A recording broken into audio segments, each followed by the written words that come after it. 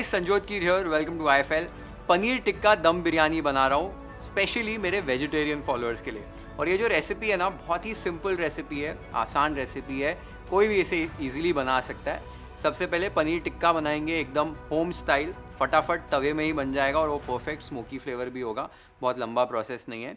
दूसरी चीज़, इसमें बिरिस्ता बनाने की भी कोई ज़रूरत नहीं है, तो वो एक प्रोसेस कम हो जाता है। प्याज को सीधा भूनना है, फिर दही मसाले वगैरह डालकर पकाएंगे, पनीर टिक्का उसमें ऐड किया जाएगा और चावलों के साथ फिर इसको लेयर कर देंगे एकदम दम बिरयानी स्टाइल।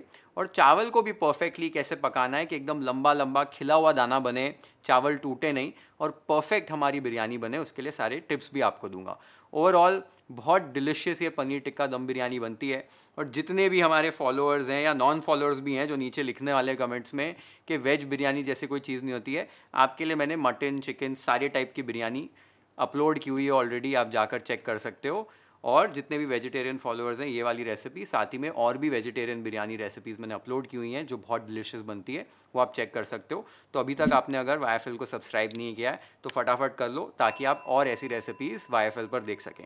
अब सबसे पहले एकदम आसान तरीके से पनीर टिक्का कैसे बनाना है इस बिरयानी के लिए, वो देख लेते हैं। पनीर टिक्का का मैरिनेट बनाने के लिए एक बड़े से बोल में 1 टेबल स्पून राई का तेल, 1 टेबल स्पून कश्मीरी लाल मिर्च पाउडर, 1 टीस्पून धनिया का पाउडर, आधा टीस्पून जीरा पाउडर, आधा टीस्पून काला नमक, 1 चुटकी इलायची पाउडर, आधा टीस्पून भुनी हुई कसूरी मेथी, 1/4 टीस्पून हल्दी पाउडर, आधा टीस्पून गरम मसाला, 1 टेबल स्पून अदरक लहसुन और हरी मिर्च का पेस्ट, 4 टेबल स्पून टंगा हुआ दही, 1 नींबू का रस और टेस्ट के हिसाब से सॉल्ट ऐड करके आपको अच्छे से सारी चीज़ों को मिला लेना है। मिलाकर जो दही का ग्रेन है ना, वो ग्रेन रहना नहीं चाहिए, एकदम स्मूथ ये मैरिनेट हो जाना चाहिए।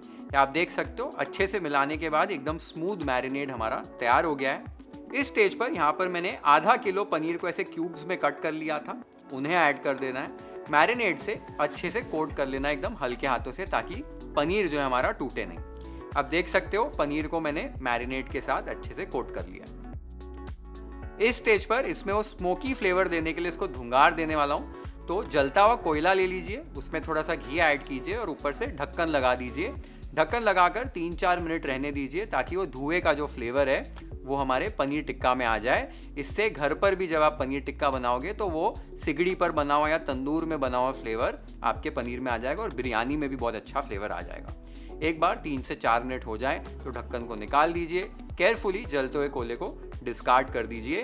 तो पनीर हमारा मैरिनेट हो चुका है। साथ ही में कुछ वेजिटेबल्स लिए हैं, आप देख सकते हो। 1 प्याज को ऐसे पेटल्स में कट कर लिया था, 1 कैप्सिकम को ऐसे डाइसेस में कट कर लिया था और 2 टमाटरों को ऐसे डाइसेस में कट कर लिया था। इन्हें आपको साइड पे रख देना है। तो पनीर टिक्का का मैरिनेशन प्रोसेस देखा आपने, एकदम आसान है। घर के मसाले, घर की चीज़ों से बन जाता है, वो स्मोकी फ्लेवर भी बहुत बढ़िया आता है। तो अगर आपके पास कोयला है या आपको मिल जाए कहीं से, तो ये प्रोसेस ज़रूर करना, उससे वो स्मोकी फ्लेवर बहुत बढ़िया आएगा। बिरयानी में भी, खाली टिक्के में नहीं आएगा, बिरयानी में भी वो फ्लेवर आ जाएगा और बहुत डिलिशियस लगता है। साथ ही में जो वेजिटेबल्स लिए हैं, आपने देखा होगा जब भी पनीर टिक्के की शीख लगती है तो उसमें वेजिटेबल्स ऐड की जाती है। तो हम आज शीख नहीं यूज़ करने वाले हैं, डायरेक्टली तवे पर कुक करने वाले हैं। इसलिए हम पनीर को कुक करने के बाद इन वेजिटेबल्स को तवे पर एकदम हाई फ्लेम पर अलग से ही कुक कर लेंगे और फिर बाद में हम बिरयानी के मसाले में इन्हें ऐड करेंगे। अब पनीर को कुक करने से पहले हमें चावल को सोक कर लेना है, ताकि जब तक ये सारा प्रोसेस हो, हम प्याज को भुने, मसाला बने, तब तक हमारे चावल जो हैं वो सोक हो जाएं। चावलों को आधे घंटे से लेकर 1 घंटे तक आप सोक कर सकते हैं। अगर आपको लगता है कि आपका बाकी सारा जो प्रोसेस है, आप अगर क्विक हो किचन में, तो चावल को पहले भी सोक करने रख सकते हैं। तो चावलों को सोक कैसे करना है वो देख लेते हैं।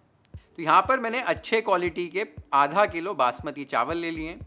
चावलों को एक बोल में ऐड करके पानी आपको ऐड करना है और पानी से हल्के हाथों से चावलों को आपको धो लेना है। जो एक्सेस लूज स्टार्च है वो आपका चावलों में से निकलेगा और आपका पानी जो है वो क्लाउडी हो जाएगा। इस पानी को डिस्कार्ड करके इसी तरीके से 4 से 5 बार आपको चावल को अच्छे से धो लेना है, जब तक कि पानी क्लियर नहीं हो जाता है। तो आप देख सकते हो, पानी हमारा क्लियर हो गया है, चावल को हमने अच्छे से धो लिया है। अब पानी के अंदर आधे घंटे से लेकर 1 घंटे तक चावल को भिगा लेना है। अब पनीर को कुक करने के लिए एक पैन को हाई फ्लेम पर गर्म कर लेना है। फिर इसमें 1 टीस्पून घी डालना है। घी बहुत ज़्यादा नहीं डालना है, थोड़ा सा ही घी डालिए। घी गर्म हो जाए तब इसमें मैरिनेट किया हुआ पनीर आपको इस तरीके से ऐड कर देना है। एक साइड से आपको मीडियम हाई फ्लेम या हाई फ्लेम पर पनीर को कुक करना है कि एक साइड से अच्छे से कुक हो जाए। एक बार ये एक तरफ से कुक हो जाए तो इन्हें केयरफुली आपको फ्लिप कर देना है और दूसरी तरफ से भी सेम तरीके से पका लेना है। अगर आपको ऐसे लगता है कि पनीर को इस तरीके से कुक करते वक्त आपका पनीर चिपक जाता है तो एक नॉनस्टिक पैन का भी इस्तेमाल कर सकते हो, इससे आपका प्रोसेस काफ़ी आसान हो जाएगा। तो आप देख सकते हो पनीर को मैंने दोनों तरफ से अच्छे से कुक कर लिया है। इसे एक बोल में आपको ट्रांसफ़र कर लेना है और सेम तरीके से आपको बचे हुए पनीर को भी पका लेना है। तो आप देख सकते हो मैंने सारे पनीर को इस तरीके से कुक कर लिया है। इसे बोल में ट्रांसफ़र करके साइड में रख देना है। अब जो वेजिटेबल्स हमारी थी और ये जो बचा हुआ मैरिनेड है, इन वेजिटेबल्स को आपको मैरिनेड में ऐड करके कोट कर लेना है। एक बार आपने वेजीज को कोट कर लिया मैरिनेड के साथ तो गरम गरम पैन के अंदर हाई फ्लेम पर वेजीज को ऐड कर देना है। साथ ही में 1 टीस्पून घी ऐड कर दीजिए और एकदम हाई फ्लेम पर बस थोड़े ही समय के लिए आपको टॉस करना है वेजिटेबल्स को।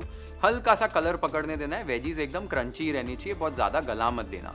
तो आप देख सकते हो एकदम क्विकली मैंने वेजीज को कुक कर लिया। इन्हें भी अब बोल में ट्रांसफ़र कर लीजिए। एक बार ये प्रोसेस हो जाए, आप देख सकते हो थोड़ा सा मैरिनेड बच गया है। इस मैरिनेड को हम बिरयानी के अंदर मसाले के अंदर यूज़ कर लेंगे, इसको फेंकना नहीं है। तो पनीर टिक्का बनाने का प्रोसेस आपने देखा, घर पर ये तरीका बहुत आसान हो जाता है पैन में बनाने वाला। और इस पनीर टिक्का को एज अ स्टार्टर भी सर्व कर सकते हो, या आपको सैंडविच बनाना है या रोल बनाने या पनीर टिक्का मसाला बनाना है तो भी इस तरीके से पनीर टिक्का आसानी से घर पे बन जाता है एकदम फटाफट और बहुत डिलीशियस लगता है। तो ये सिंपल तरीके से आप पनीर टिक्का बना सकते हो। आज तो हम बिरयानी बनाने वाले हैं। अब चावलों को बॉईल करने के लिए ना हमें पानी को रेडी करना है। तो पानी को हम रख देंगे, उसमें कुछ मसाले डालकर साथ में पकने छोड़ देंगे और बाजू में हमारा प्याज और जो मसाला भूनने वाला प्रोसेस है वो साइमल्टेनियसली हो जाएगा। तो पानी में क्या क्या मसाले डालने और कैसा है वो प्रोसेस वो देख लेते हैं। तो चावल को बॉईल करने के लिए एक बर्तन में खुला पानी गर्म होने रख दीजिए। तो इसमें अभी नमक ऐड करना है। नमक ज़्यादा ऐड करते हैं बिरयानी के चावल में, खारा आपका टेस्ट होना चाहिए पानी का। फिर इसमें 2 तेज पत्ते, 4 हरी इलायची को ऐसे थोड़ा सा खोल कर आपको ऐड कर देना है। 1 चक्री फूल यानी कि स्टार एनीस, 3 से 4 लौंग, 1 इंच दालचीनी का टुकड़ा, 4 से 5 काली मिर्च, 1 टीस्पून शाह जीरा, 1 स्लिट की हुई हरी मिर्ची और थोड़ा सा नींबू का रस ऐड करके नींबू का छिलका भी ऐड कर दीजिए। इसमें चावल का जो रंग है ना थोड़ा सा सफ़ेद हो जाता है। अब इस पानी को आपको उबाल पे ले आना है और इन मसालों को पानी के साथ पकने देना है ताकि मसालों का जो फ्लेवर है वो पानी में आ जाए।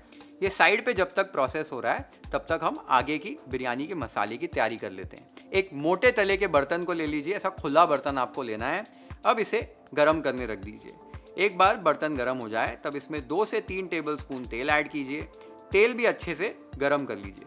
एक बार तेल गर्म हो जाए तब इसमें 4 से 5 मीडियम साइज के स्लाइस्ड प्याज आपको ऐड करने हैं। प्याज आप देख सकते हो मैंने कैसे लंबा लंबा काट लिया है, इसी तरीके से प्याज आपको कट कर लेना है। स्टर करते हुए हाई या मीडियम हाई फ्लेम पर आपको प्याज को गोल्डन ब्राउन होने तक कुक कर लेना है। अच्छे से पकाना है ताकि प्याज एकदम लाइट गोल्डन ब्राउन या गोल्डन ब्राउन रंग के हो जाएं।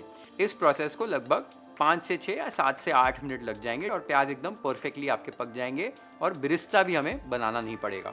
तो आप देख सकते हो प्याज हमारे कैसे गोल्डन ब्राउन हो चुके हैं, इसी तरीके से प्याज पक जाने चाहिए। इस स्टेज पर इसमें 2 टेबलस्पून अदरक, लहसुन और मिर्च की पेस्ट आपने ऐड करनी है।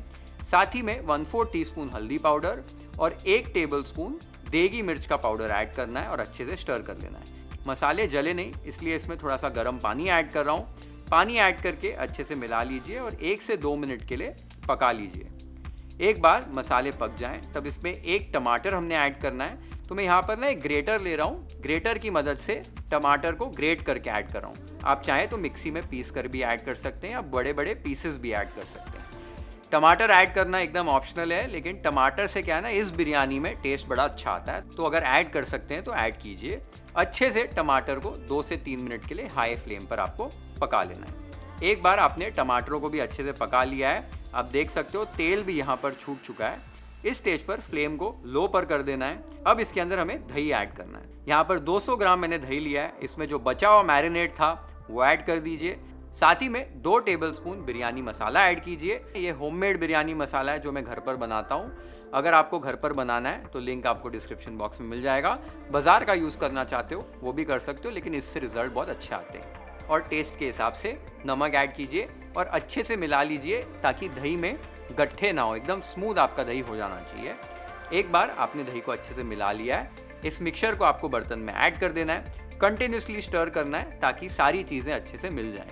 एक बार सारी चीज़ें मिल जाएं, तब फ्लेम को हाई कर दीजिए। अब इस मसाले को अच्छे से कुक करने के बाद आप देख सकते हो तेल छूट चुका है, लेकिन इस स्टेज पर मसाले की कंसिस्टेंसी थोड़ी सी थिक है।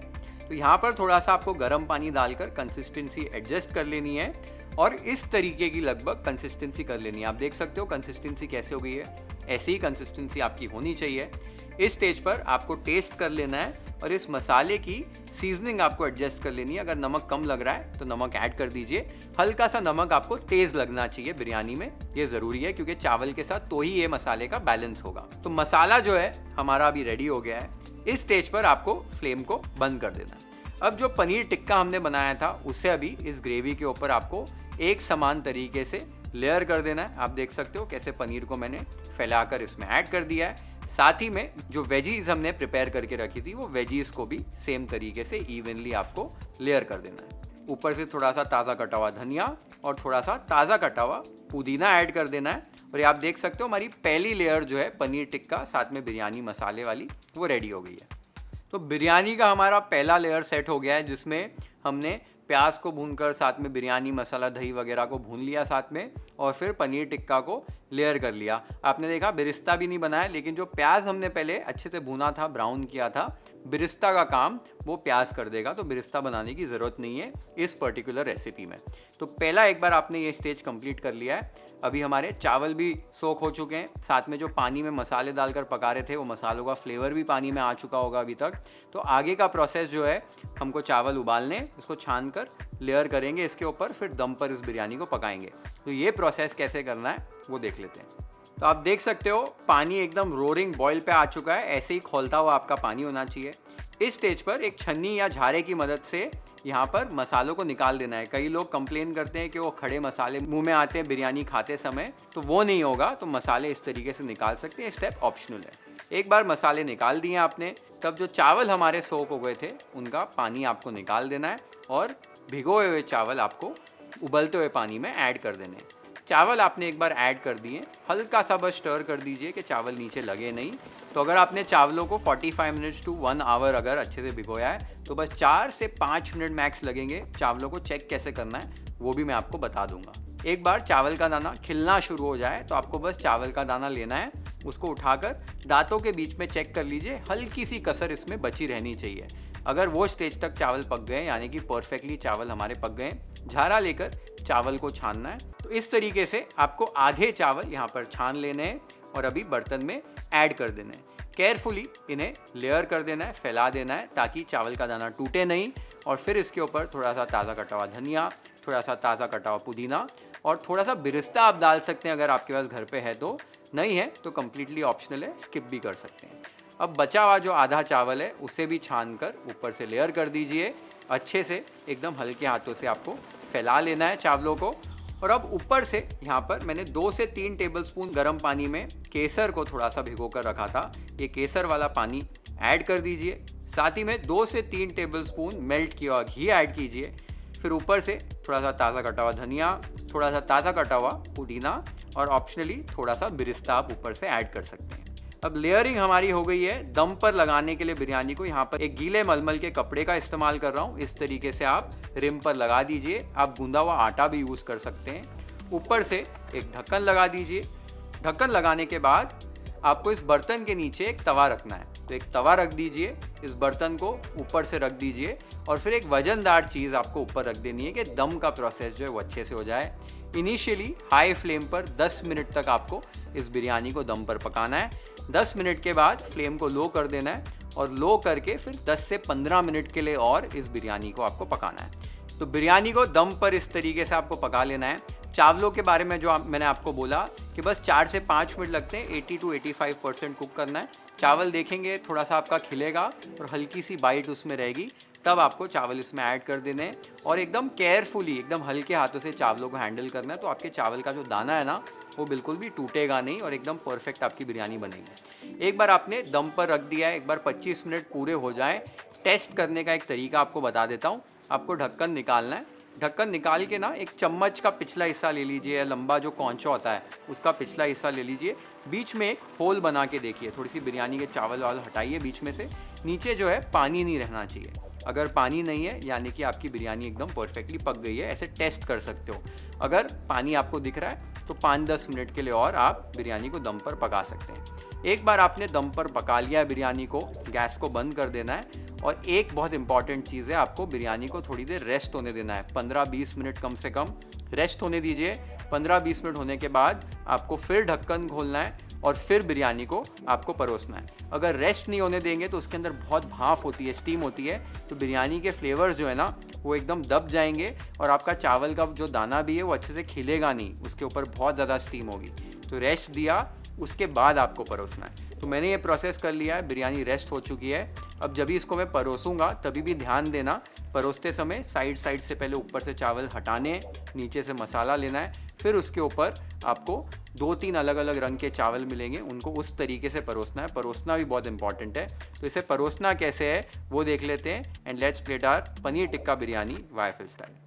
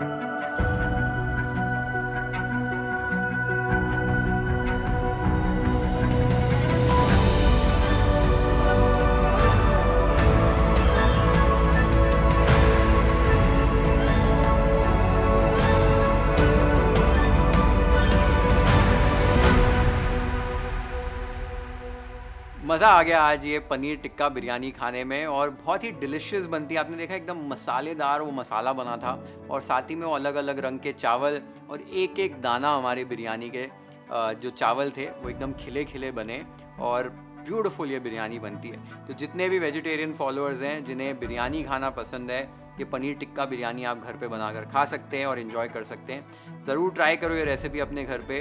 कमेंट्स में मुझे बताओ आपको ये रेसिपी कैसी लगी।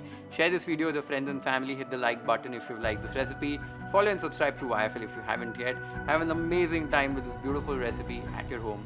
Cheers.